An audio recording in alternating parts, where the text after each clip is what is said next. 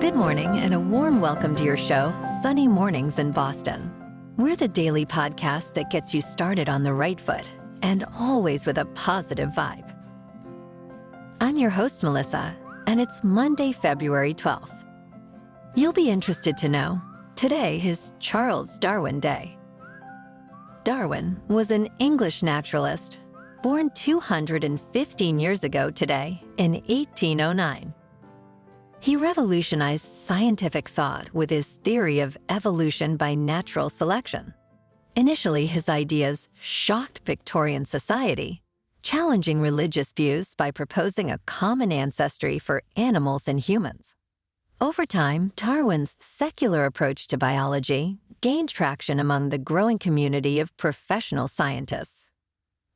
By his death in 1882, his evolutionary concepts had permeated science, literature, and politics. Now let's check out the weather in the Boston area. This morning, we've got clear skies and it feels like 36 degrees with 6-mile-per-hour wind. The sunset will take place at 5:11 p.m. and it will rise again tomorrow at 6:44 a.m. It looks like we're in for a sunny day with a high near 48 and west wind around 6 miles per hour. Tonight, snow likely mainly after 5 a.m. Increasing clouds with a low around 31 and west wind 5 to 8 miles per hour.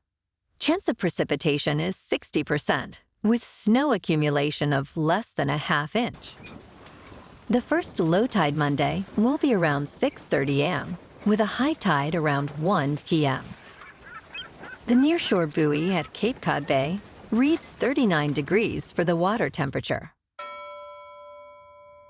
Looking ahead in the weather, we'll see significant snowfall on Tuesday, with heavy snow expected before 5 p.m., a high near 35 degrees, and strong wind gusting up to 37 miles per hour. Tuesday night, snow chances decrease, turning partly cloudy with lows around 20 degrees. Wednesday brings sunny skies but remains blustery with a high near 31 and gusty wind. The night will be mostly clear and breezy. Thursday stays sunny with a high near 35. Snow showers may return early Friday morning with partly sunny skies and a high near 38 degrees on Friday. Bonjour, food enthusiasts. This podcast is brought to you by Versailles Cafe and Pastries in Encinitas. Nestled on El Camino Real South, just north of Encinitas Boulevard, this cafe is a haven for culinary delights. Indulge in their amazing Eggs Benedict or their gluten-free crepes. You can grab a panini for lunch or just breeze on through to get your morning coffee. They are open every day from 8 to 5. So stop on by and don't forget to tell them Sunny Morning sent you. In local news, in Boston's Back Bay neighborhood, a stunning event called Bostonhenge occurs, where the sunset aligns perfectly with east-west streets. This year, the best viewing is around Stewart and Beacon Streets, facing west.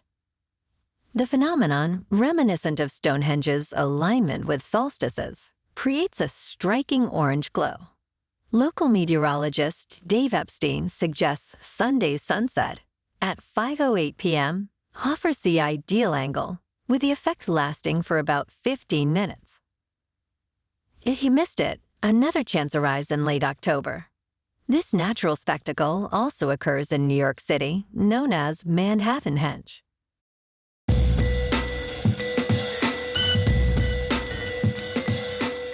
Now on to sports. Super Bowl 58 was a good one.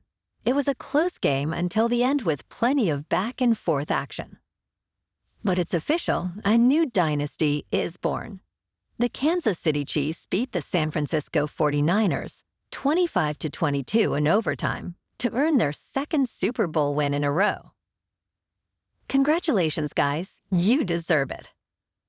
Last night, in the NBA, the Celtics on the road beat the Heat 110-106.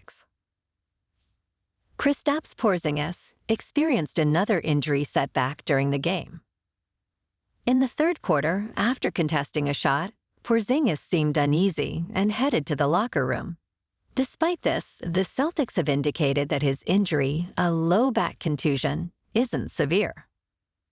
At the time of his exit, Porzingis had contributed significantly with 20 points, 8 rebounds, and 3 assists. This isn't his first injury this season. Previously, he sprained an ankle but returned swiftly. His overall participation has been limited, playing in 39 out of 53 games. The Celtics remain hopeful for his quick return. Last night, the Bruins, playing at home, lost to the Capitals 3-0. Swayman had 25 saves for the Bees, but he got no offense to help him out. In top news. In Tierp, Sweden, archaeologists discovered an ancient stone burial chamber from around 3,500 BC, making it one of Scandinavia's oldest. The site revealed a peculiar finding. All skulls, and most large bones, were missing from the remains, which is an unusual deviation from typical burial patterns. This absence has baffled researchers, who initially thought the site's significance lay in its age and construction. The chamber contained remains from infants to elderly individuals, with no signs of violent death. Investigations continue, focusing on DNA analysis to uncover possible causes of death. The researchers suspect ritual practices might explain the missing bones, but the mystery remains unsolved. In business news. This week at TechCrunch Mobility Conference, major updates abound. Uber achieves a full-year profit, a first for its operations. In electric vehicles, Ford's secretive low-cost EV project in California and Fisker's woes take center stage.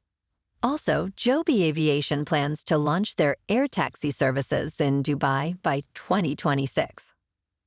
Finally, the EV landscape sees dynamic movements, with Arrival, electric delivery vans, facing financial challenges in the UK, and Rivian, set to unveil a new, more affordable SUV. Stay tuned for more news from the conference this week. In crypto movement, Bitcoin is over $48,000, Ethereum is about $2,500, and Solana is $103. Moving on to a more local vibe. In our community spotlight on health and wellness, we are working with a national Pilates studio to bring you some free classes, so listen up. Check out Club Pilates, with several locations in the Boston area.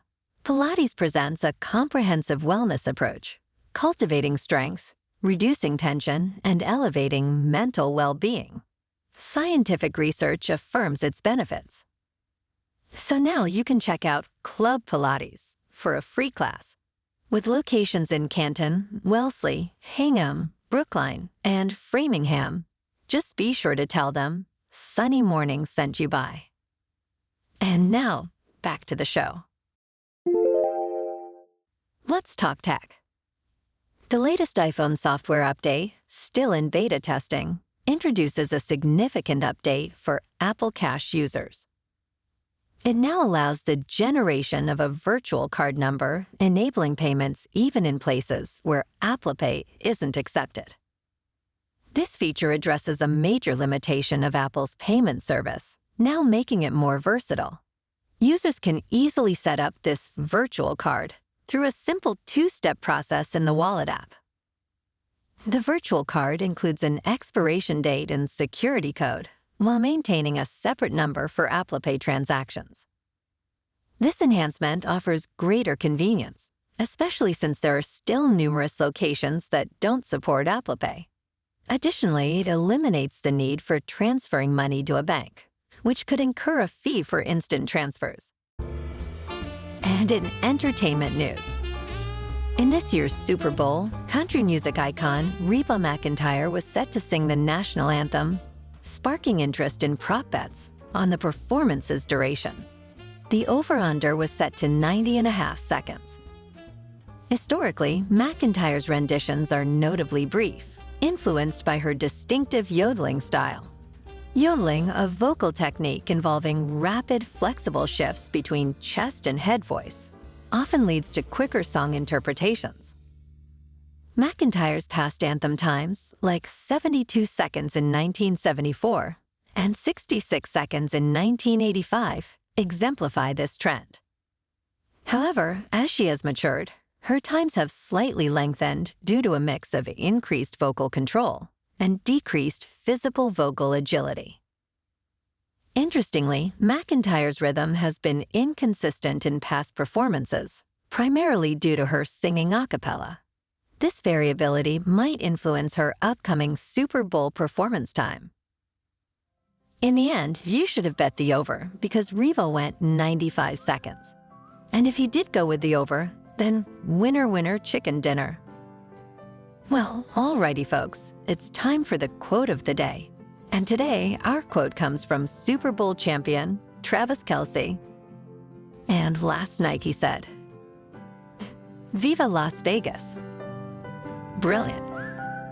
And that's a wrap for this morning. Remember to stay tuned tomorrow for more news and updates. Have an amazing day, my good friends.